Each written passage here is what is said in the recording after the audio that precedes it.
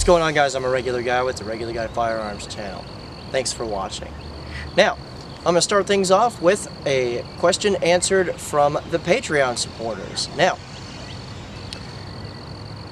I got a pretty good question about sling choice, right?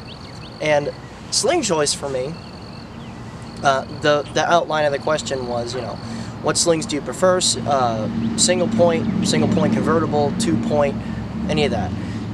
So it goes without saying that the 3-point stuff was pretty much phased out of existence, mostly because of its complexity and because most of them are quite impossible to get out of if you're pinned in certain situations. And this mostly comes from like the military background and the military folks.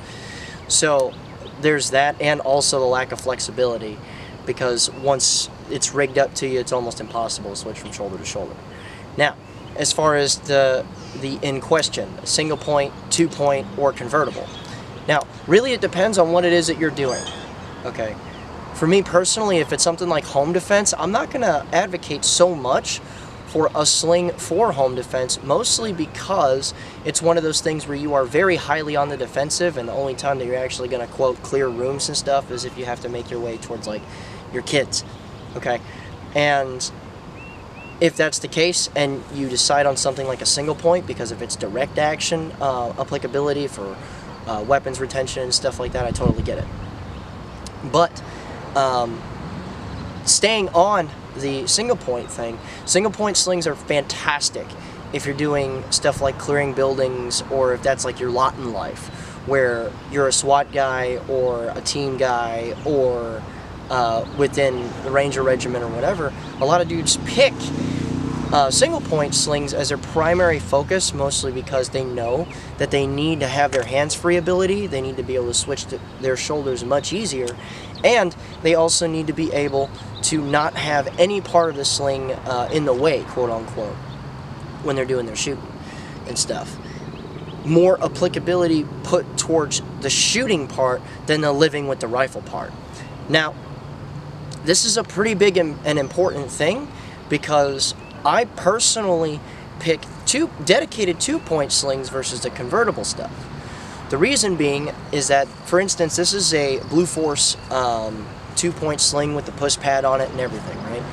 My mentality behind this is that if I'm running around with a sling, it's usually for long periods of time. I'm either teaching or doing combat engineer type stuff or whatever. So the rifle is going to be on for a very, very long time. And while I understand that stuff like gear and just having stuff on for a long time really kind of throws the word comfortable out the window after a certain amount of time, it certainly takes longer to get there with a 2-point sling. Also, if it comes time where I have to actually do stuff with the rifle, as in the shooting part and everything else, I can simply hang it on my neck pretty much like so. What it allows me is the ability to get on target, do what I gotta do mag changes, all that stuff, not have to worry about the sling, more or less. And if it comes time to where I have to do urban-esque type things, where I have to switch shoulders and stuff like that, I can simply ditch the sling altogether and either take corners in a very quick way or in a more dedicated way, depending on how long I'm going to be there in the first place. So really it depends on what it is that you're doing. The 1 to 2-point convertible slings I completely understand for guys that are more focused towards the direct action type stuff, but can see themselves climbing things or dragging stuff, moving people, whatever.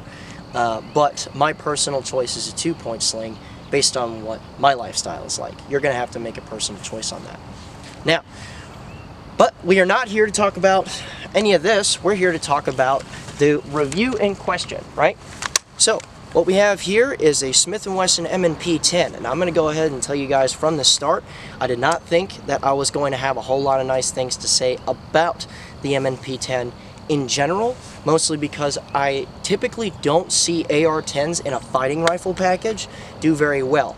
Now, it's different if it's like a LaRue Tactical OBR or something like that, where the purpose of that rifle is as either a sniper support rifle or a long range, or a dedicated pinned positioned long range rifle, or anything revolving around that. Those do really well for their intended purpose, except the M110, because it's generally just garbage as far as reliability is concerned, especially in like Afghanistan, Iraq, stuff like that. There's a lot of complaints.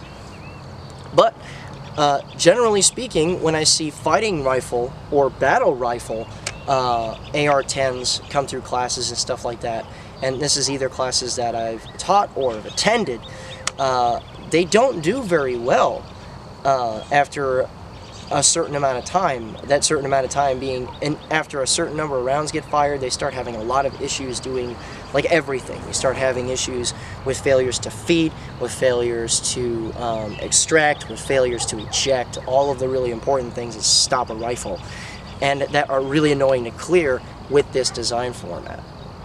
Okay. However, what I will say is that the M&P10 individually ran at about 1,400 rounds, 400 rounds of PMC and 1,000 rounds of Tula in a day, and it ran. It ran really well. I actually only had 3 stoppages the entire time while I was testing this guy, and that was and it's not in any particular order, mostly because I don't remember where they were. But one I actually managed to catch on camera. That was a failure to fire. Pretty sure that was ammo related. I had a failure to eject, so a stovepipe, and I also had a stuck case, but not because of because the bore was dry or anything like that. It had actually split. Okay, from a couple of people that have seen a post that I made on Facebook about it. It's a not terribly uncommon thing about Tula in 308. So there you go.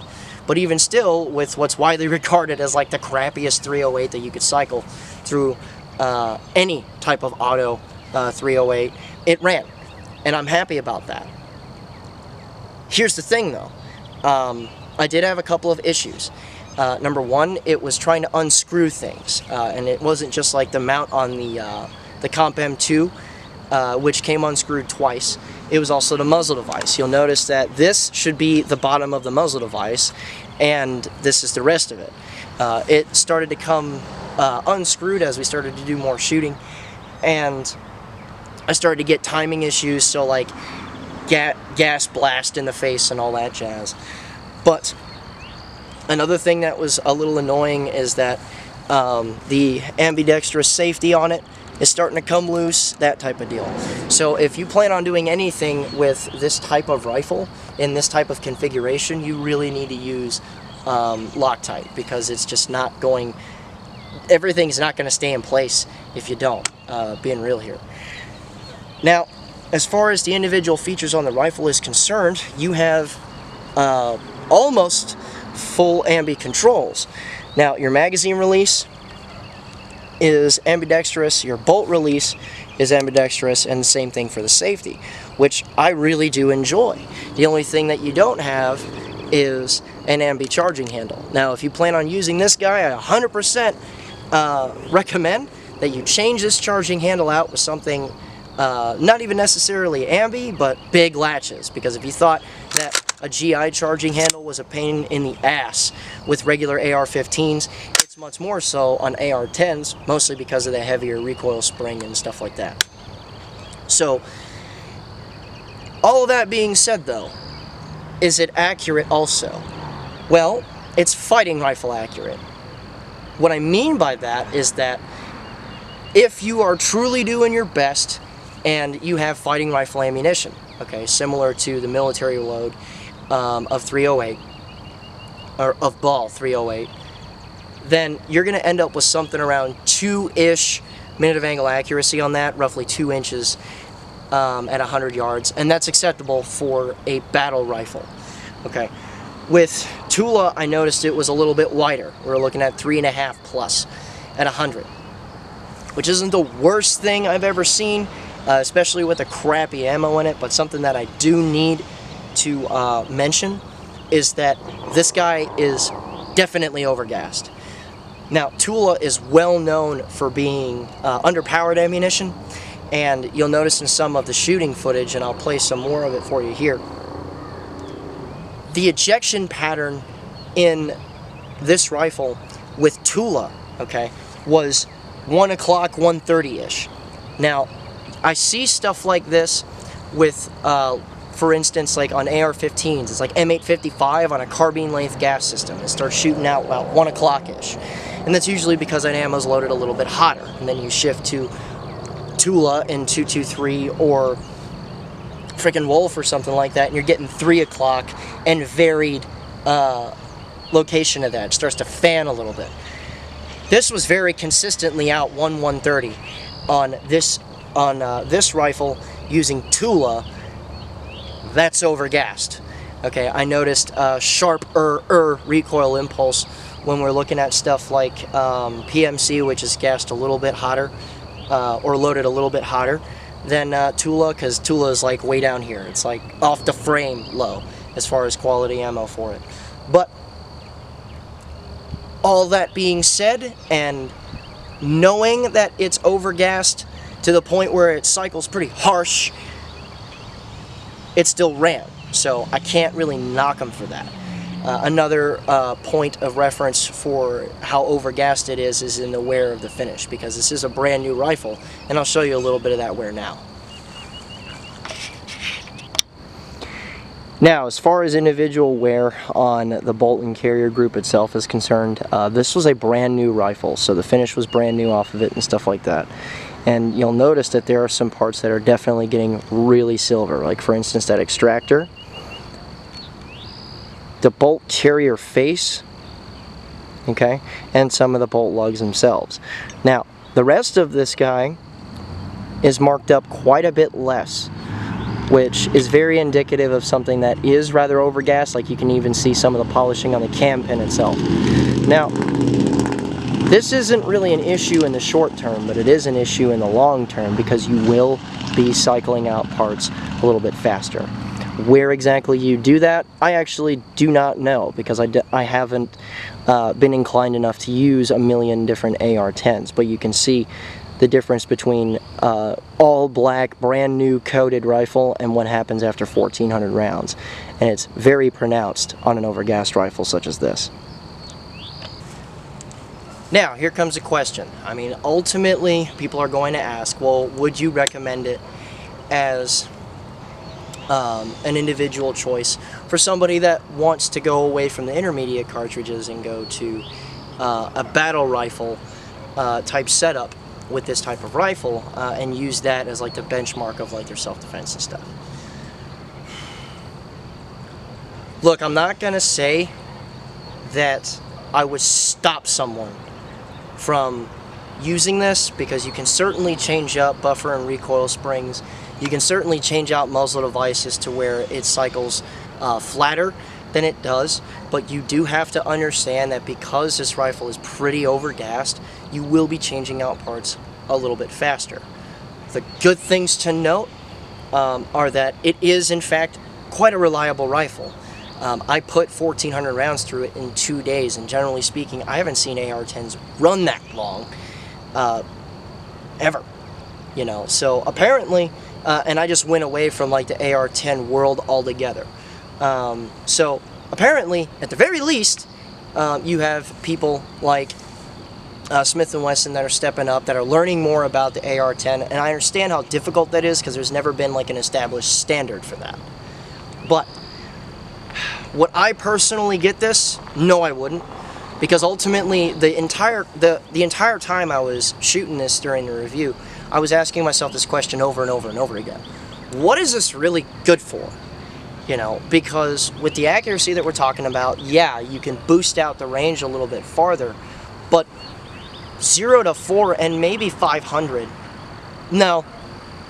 Because, nah, I'll leave it at 400, because generally speaking, if we're comparing like battle rifle stuff to regular intermediate fighting rifles, we'll keep it at fighting rifle ammunition, not match.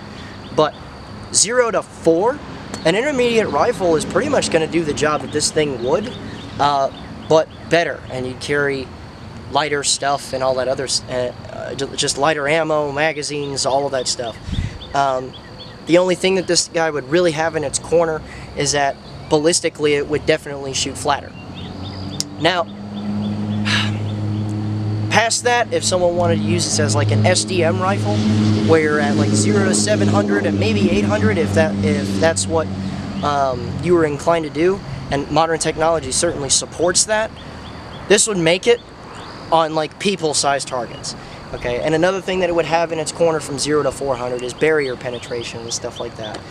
But as far as civilian self-defense, there's not much that it can do that an intermediate rifle can't faster.